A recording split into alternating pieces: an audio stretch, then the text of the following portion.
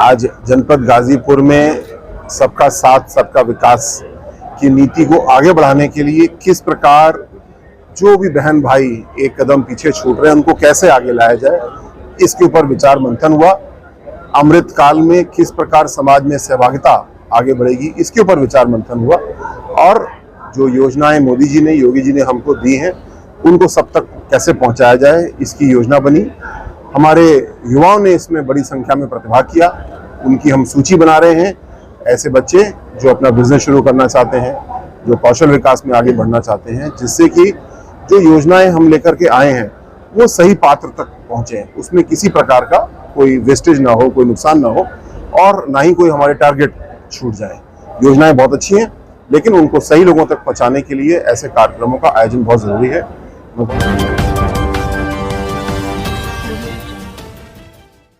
नमस्कार, आप देख रहे हैं न्यूज़ टुडे 24।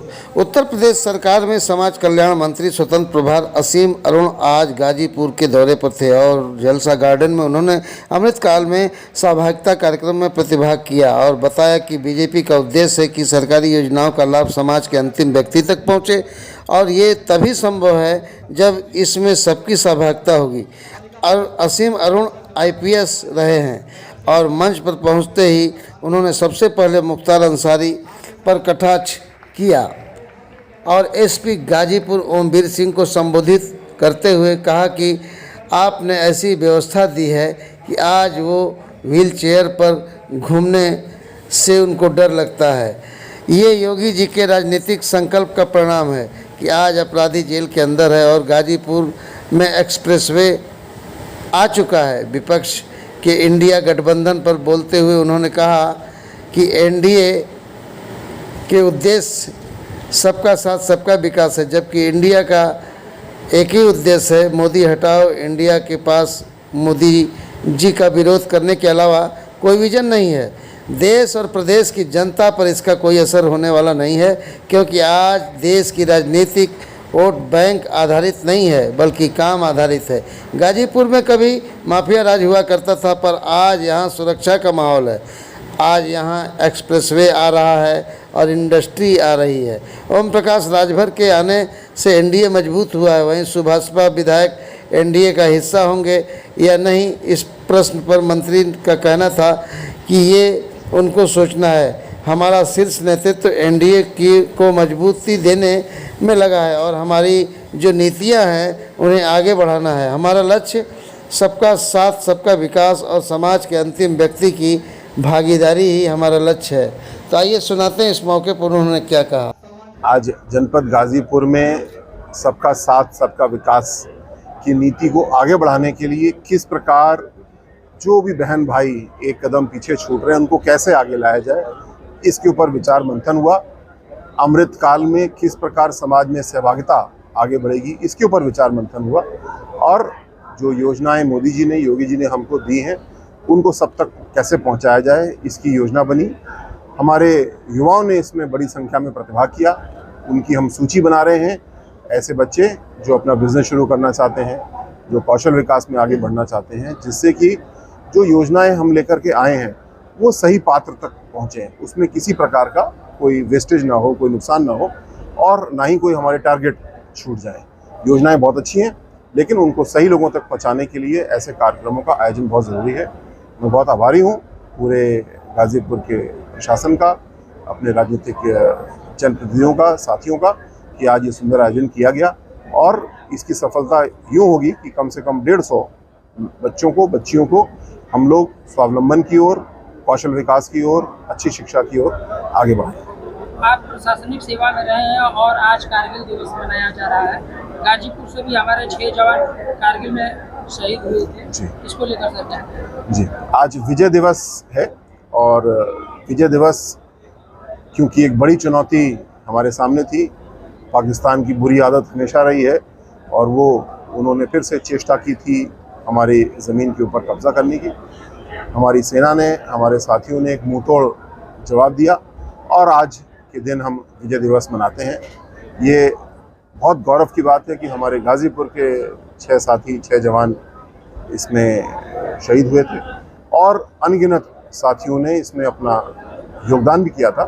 पुरस्कृत भी हुए, वीरता के पुरस्कार भी उनको मिले। तो उनके बलिदान और उनके योगदान को हम लोग याद करते हैं, श्रद्धांजलि अर्पित करते हैं, उसकी सराहना करते हैं और राष्ट्र को हमेशा और मजबूत करने के लिए संकल्प लेते हैं। सर, इन दिनों इंडिया बनाम एनडीए की जो लड़ाई चल रही है उसको आप लोग किस नजरिए से देख रहे हैं, क्योंकि आज भी लोकसभा और राज्यसभा को स्थगित कर दिया गया है। एनडीए का मूल सिद्धांत है सबका साथ सबका विकास, यानी ऐसी योजनाएं, ऐसे कार्य जिससे कि हर व्यक्ति को हम लाभ पहुंचा पाएं, गरीबी को हटा पाएं। और इंडिया का एक ही उद्देश्य है कि मोदी हटाओ। तो जहां मोदी जी पूरे देश के कल्याण के लिए काम कर रहे हैं, इंडिया के पास कोई योजना नहीं है सिवाय मोदी जी का विरोध करना। ये भारत की जनता, उत्तर प्रदेश की जनता बहुत होशियार है, इसको देख रही है और इसका कोई भी प्रभाव नहीं पड़ने वाला है, क्योंकि आज पूरे देश की राजनीति वोट बैंक पे आधारित नहीं है, काम पे आधारित है। आज योगी जी को दोबारा मुख्यमंत्री क्यों बनाया गया? क्योंकि उनके काम को देखते हुए। यहीं गाजीपुर में जहाँ पे माफिया का राज हुआ करता था, आज यहाँ पे सुरक्षा का माहौल है, एक्सप्रेसवे आ चुका है, इंडस्ट्री आ रही है, उसी के लिए हम लोग कौशल विकास करा रहे हैं बच्चों का।